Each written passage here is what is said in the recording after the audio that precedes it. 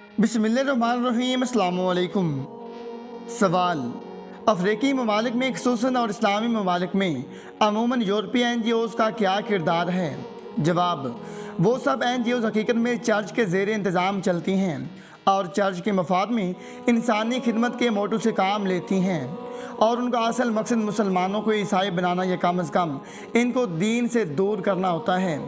और इन मज़मूम मकासद के असूल के लिए उनके पास लामहदूद वसाइल और मुतअद्दिद ज़राए होते हैं।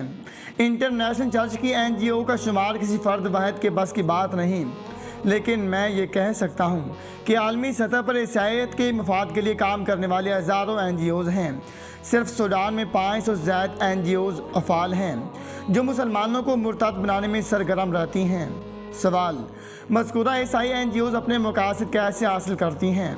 जवाब: चर्च के लिए काम करने वाली या ईसाईयत के नाम पर मुसलमानों को मुर्तद बनाने और उनके ईमान पर डाका डालने वाली यूरोपीय NGO बिला सोचे समझे और बगैर मनसूबाबंदी के कोई काम नहीं करती, बल्कि वो इंतहाई बारीक बीनी से पाया तकमील तक पहुंची हुई सर्वे और तहकीकी रिपोर्टों की रोशनी में पूरी प्लानिंग से काम करती हैं।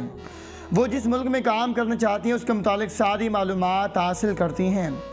उस मुल्क के अंदरूनी और बैरूनी नक्शा जात और सियासी, इक़्तिसादी, मजहबी और दीगर अहम जमातों के बारे में मुकम्मल मालूमात और उनकी कमज़ोरियों और दुखती रगों पर मैल नबज शनास की तरह उनके हाथ होती हैं। वो जब जहाँ और जिसे चाहें अपने मकासद हासिल करती हैं। उन्हें ये मालूमात भी दी जाती है कि हदफ मुल्क को अमवाल, अग़ज़िया, तालीम और सियात व खेल वगैरह में किन अशिया और कितनी मकदार की ज़रूरत है। हर शख्स को मुर्तद बनाने का तरीका मुख्तलिफ हो सकता है। मसलन एक लादीनी शख्स को ईसाईयत के नाम पर हल्का और तादाद में इंतहाई आसानी के साथ दाखिल किया जाता है। उसकी तरकीबात के मुताबिक उसे शराब, शबाब और अमवाल मुहैया कर दिए जाती हैं जिससे वो उनके शिकंजे में आ जाता है। बिलाखिर वो अपना शिकंजा असेरी खूब किससे देती हैं। अलबत्ता एक दीनदार शख्स के लिए ईसाई मुबल्लिगीन के सामने दो ऑप्शन होते हैं: वो मुर्तद हो जाए या उसका ईमान कमज़ोर हो जाए और वो ज़्यादा गुनाहों में मुब्तला हो जाए। नेज़ मुसलमानों को गुमराह या मुर्तद करने के लिए ईसाई मुबल्लिगीन बतरी तरगीब व तहरीस से काम लेती हैं। सवाल: एक मुसलमान शख्स को आप उसके दीन से कैसे दूर करती हैं? जवाब: अगर हमारा टारगेट एक दीनदार शख्स हो तो हम उसकी ख्वाहिशात की तरफ देखती हैं, मसलन शोहरत, तालीमी मनसब, सनत नाजिक वगैरह। तो हम में से कोई एक मुबल्लिग उससे अचानक मुलाकात करता है और दौरान गुफ्तगू उसके मिलान की तरफ तवज्जो करता है, फिर उसके हस्बे ख्वाहिश मतलूबा अशियाओं और वाफिर मकदार में फ़राहम करता है, बल्कि हमारा मुबल्लिग उस पर हावी हो जाता है और वो उस पर भरोसा करने लगता है, फिर बतरीज उसे ईसाईयत की तरफ माइल कर लेता है या इस्लाम से उसे दूर कर देता है। सवाल: अगर आप अपने मकासद में कामयाब नहीं होते थे तो फिर क्या करते हैं? जवाब: जब हमें किसी मुल्क में अपने मकासद के असूल में नाकामी होती है तो हम अपने तरीके तब्दील कर लेती हैं। मसलन हम वहाँ की हुकूमतों पर अपनी हुकूमतों के ज़रिए दबाव डलवाती हैं या हम वहाँ के अवाम के पेश करदा खिदमात से हाथ खींच लेती हैं। चूँकि बेशतर मुसलमान हुक्मरान हमारी इमदाद और खिदमात के बगैर जीना मुहाल समझती हैं, इसलिए आखिरी तरीका आजमाया जाता है कि मज़कूरा ममालिक पर सियासी और इक़्तिसादी पाबंदी आयद करवाती हैं और वहाँ दाखिली तौर पर फितना, फसाद और तखरीबी कार्रवाइयाँ शुरू कर देती हैं। सवाल: क्या आप चर्च के ज़राए आमदनी के मुतालिक कुछ तफसील नज़र क़ारिन कलाम करेंगे? जवाब: यूरोपीय ममालिक में एक आम कानून है कि हर मुलाजिम की तनख्वाह से 5% चर्च फंड के नाम पर लाजमी तौर पर काट दिया जाएगा। नेज़ अक्सर इस्लामी और अफ्रीकी ममालिक में यूरोपीय सरमायाकारी दरअसल चर्च की तरफ से होती है और इन सब का मुनाफा चर्च के मकासद पर ही खर्च होता है। इसी के बाद होते पर चर्च ईसाईयत की तबलीग सर अंजाम देती हैं। मसलन मिस्र चर्च 10,000 से ज़्यादा जनूबी सूडानी तलबा को स्कॉलरशिप देता है और उनकी तालीम व तरबियत की भरपूर निगहदाश्त की जाती है ताकि वो तालीम से फारिग होकर ईसाईयत के मुबल्लिग और बाइबल के उलमा व फुक़हा बन सकें। सवाल: आप चर्च की तरफ से मुतअद्दिद अहम ओहदों पर फायज़ रहे हैं, तो आप इन ओहदों के साथ क्या सलूक करते थे? जवाब: यूरोपीय चर्च की तंजीमें इन पर अमवाल की बारिश करती और बेहद असबाब अमवाल मुहैया करती, बल्कि हमारे ऐश और आराम का यहाँ तक के ख्याल रखा जाता कि कीमती गाड़ियाँ, खूबसूरत औरतें और शराब वगैरह भी फराहम की जाती ताकि हम खुद भी मुस्तफ़ीद हों और उन लोगों को उनके ज़रिए उनके दीन से बरगश्ता भी करें। हमें उम्दा और महंगी रिहायशें मिलती और तमाम ममालिक में सफ़र की सहूलत मुहैया की जाती। ताम इन सब اشیاء نے مجھے کبھی بھی ذہنی سکون نہیں پہنچایا۔ میں محسوس کرتا کہ ہماری کرتوت میری فطرت اور مزاج کے بالکل بھی خلاف ہے، جس کے نتیجے میں نہایت رنج و عالم میں محسوس کرتا۔ سوال: آپ نے عیش و عشرت کے صاحبان کیسے ترک کرنا گوارا کیے اور اسلام کیوں کر قبول کیا، اور کیا آپ اس سے مطمئن ہیں؟ جواب: الحمدللہ میں چرچ سے ملنے والی تمام مراد چھوڑ چکا ہوں۔ میں ایسا محسوس کرتا ہوں گویا میں نئے سرے سے پیدا ہوا ہوں۔ نفسیاتی طور پر میں نہایت پرسکون ہوں۔ 2006 میں نے اسلام قبول کیا، اگرچہ میں اب تنگ دستی کا شکار ہوں۔ میں نے ایم اے کے مرحلہ تعلیم میں تقابل ادیان کی تحقیق کر کے اسلام قبول کیا اور درج ذیل نتائج حاصل کیے۔ قرآن کے شروع میں مؤلف کا نام نہیں ہے، جیسا کہ اناجیل اربعہ کا حال ہے۔ دلیل یہ ہے کہ قرآن انسانی کاوش نہیں بلکہ الہامی کتاب ہے۔ قرآن اللہ کا کلام اس لیے بھی ہے کہ آدم علیہ السلام سے لے کر محمد رسول اللہ صلی اللہ علیہ وآلہ وسلم تک متعدد انبیاء کرام کی سیرت و کردار کو اس میں بیان کر دیا گیا ہے۔ سیرت محمد صلی اللہ علیہ وآلہ وسلم سے تاکید یہ ثابت ہوتا ہے اسلامی دین واحد اور انداللہ قبول ہے۔ اسلامی تعلیمات کے عین مطابق تمام انبیاء کرام کی دعوت فقط اسلام تھی۔ ہر نبی اور رسول کی نبوت رسالت محدود مدت اور محدود اقوام کے لیے ہوتی تھی، جبکہ محمد رسول اللہ صلی اللہ علیہ وآلہ وسلم کی دعوت اور رسالت قیامت تک آنے والے سب انسانوں اور جنوں کے لیے ہے۔ سابقہ الہامی کتب میں کلام اللہ اور کلام الناس کے درمیان کوئی حد فاصل نہیں۔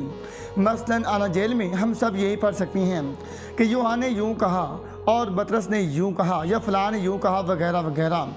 اسلام میں کلام اللہ نہایت واضح ہے اور رسول اللہ صلی اللہ علیہ وآلہ وسلم کے اقوال و افعال سنن بھی واضح ہیں، بلکہ قرآن میں سیرت محمد صلی اللہ علیہ وآلہ وسلم محدود مقدار میں ہے۔ یہ اس بات کی دلیل ہے کہ اللہ نے اس کی حفاظت کا خود ذمہ لیا ہے۔ اسلام عدل و انصاف اور سب لوگوں کے لیے مساوات کا دین ہے، اور اس میں اپنے پیروکاروں کے لیے تمام عقائد و نظریات نہایت واضح طور پر پیش کیے گئے ہیں۔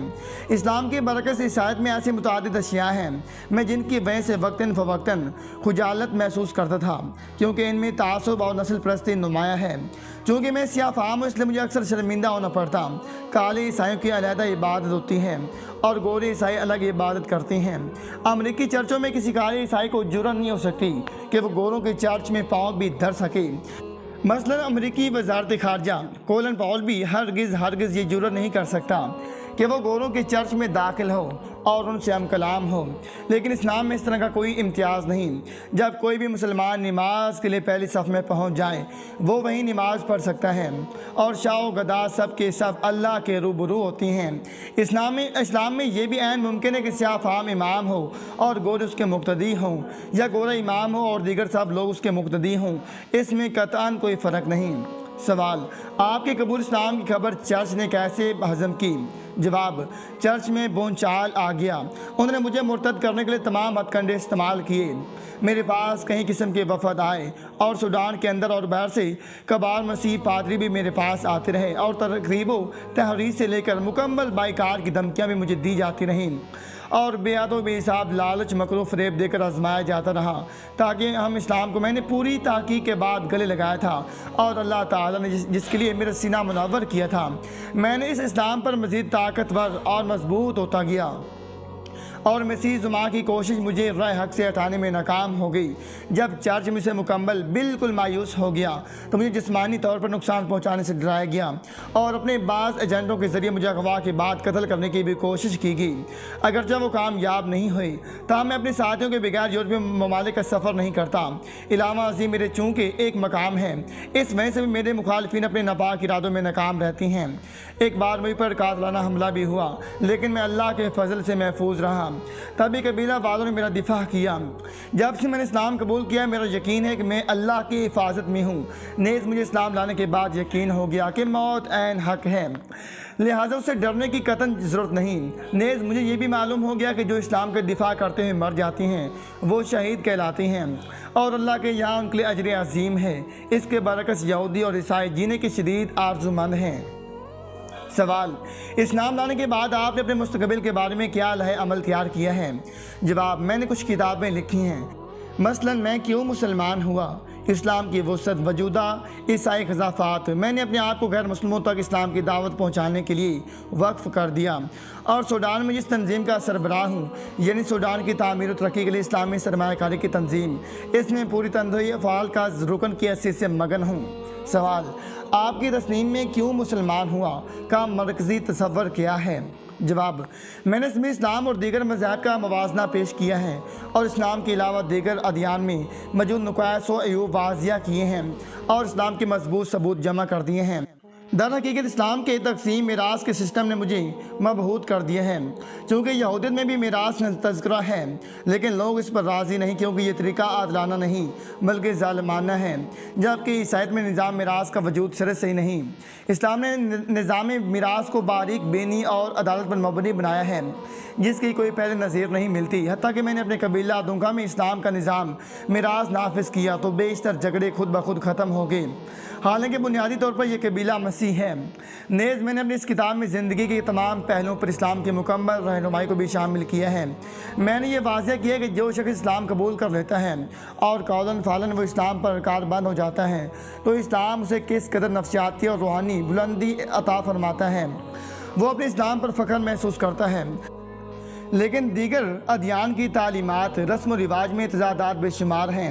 یہ ادیان اس شخص کی ثقافت کو تبدیل نہیں کرتے جو انہیں قبول کر لیتا ہے، پھر وہ یہ ادیان قبول کر کے بھی اپنی ہوسگیری کو اسی طرح پورا کرتا ہے جس طرح وہ چاہتا ہے۔ ان لوگوں کے کسی شخص کے کردار میں ناموں کے علاوہ ادیان کا کوئی کردار ہی نہیں۔ سوال: آپ کے اسلام لانے کے بعد آپ کے ہاتھ پر کتنے لوگ مسلمان ہو چکی ہیں؟ جواب: اللہ کے فضل سے اب تک میرے ہاتھ 1.5 لاکھ افراد مسلمان ہو چکے ہیں، اور الحمدللہ جنوبی سوڈان کے چرچوں کی 2,500 اہم عہدیدار بھی 9 مسلموں میں شامل ہیں۔ یہ لوگ قوا نوبا اور صوبہ انجمن سے تعلق رکھتی ہیں۔ سوال: اتنی بڑی تعداد کو آپ نے اسلام کی طرف کیسے مائل کیا؟ جواب: کسی غیر مسلم کو اسلام کا قائل کرنا نہایت ہی آسان ہے، کیونکہ یہ لوگ خالی الذہن ہوتی ہیں۔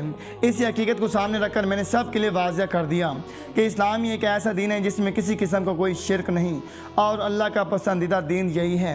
اللہ تعالی نے فرمایا: بے شک اللہ کے یہاں دین صرف اسلام ہے۔ اسلام سب انسانیت سے مخاطب ہوتا ہے۔ یہی ایک ایسا دین ہے جو زندگی کے تمام شعبہ جات کی ہر مشکل دور کرتا ہے۔ میں نے ہر بڑے نو مسلم مسیح کی طرف خط بھی لکھا ہے، اس میں خاص طور پر یہ واضح کیا ہے کہ بے شک اللہ تعالیٰ ایک ہے، اس کا کوئی شریک نہیں، اور یہ کہ اللہ تعالیٰ تین ایک یا ایک میں تین نہیں۔ عیسیٰ ابن مریم دیگر انسانوں کی طرح انسان ہیں اور اللہ کے رسول ہیں جنہیں اللہ تعالیٰ نے ان کی قوم کی طرف مبعوث فرمایا۔ وہ نہ تو الہ ہیں اور نہ ہی اللہ کے بیٹے ہیں، اور بے شک عیسیٰ بنی اسرائیل کی طرف مبعوث ہوئے اور آپ کی رسالت عام نہیں، اور عیسیٰ کو اللہ نے لوگوں کی کفارت کے لیے نہیں بھیجا، اور پھر عیسیٰ کو اس لیے اللہ نے نہیں بلایا کہ وہ اپنے باپ کے دائیں طرف بٹھائیں۔ سوال: کیا آپ کو مسلمانوں کی موجودہ حالت زار نے اسلام لانے سے روکا نہیں؟ جواب: جب میں نے اسلام قبول کر لیا تو مسلمانوں کی حالت زار دیکھ کر انتہائی رنج و عالم میں مبتلا ہو گیا کہ مسلمانوں کو قول و فعل میں تضاد ہے اور مسلمان اسلام کو اپنے اوپر لاگو نہیں کرتے۔ اللہ تعالیٰ نے قرآن مجید میں ذاتی اور اجتماعی زندگی کے لیے 2 رہنما اصول قرآن کریم اور حدیث نبوی مقرر کر دیے ہیں، لیکن کتنے افسوس کی بات ہے کہ مسلمان عملی طور پر دونوں رہنما ذرائع سے فیصلے نہیں کر پاتے، جبکہ اسلامی ممالک کے حکمران اسلامی نہج کو اہمیت نہیں دیتے۔ گویا مسلمانوں کی کمزوری کے 2 بنیادی سبب ہیں: ذاتی طور پر دین سے دوری اور حکومتی سطح پر دین کے ساتھ بے رغبتی ہے۔ اگر اسلامی ممالک کے عوام اپنے دین کی تعلیمات پر عمل کریں اور عملی طور پر اسے اہمیت دیں اور حکمران اپنی سیاست اور تمام شعبوں میں اسلام کو رہنما بنا لیں تو مسلمانوں کو ماضی کی کھوئی ہوئی عظمت اور شان و شوکت واپس مل سکتی ہیں۔ اللہ تعالیٰ ہم سب کو نبی کریم صلی اللہ علیہ وآلہ وسلم کے بتائے ہوئے طریقوں کے مطابق زندگی بسر کرنے کی توفیق عطا فرمائے۔ آمین ثم آمین۔ جزاک اللہ۔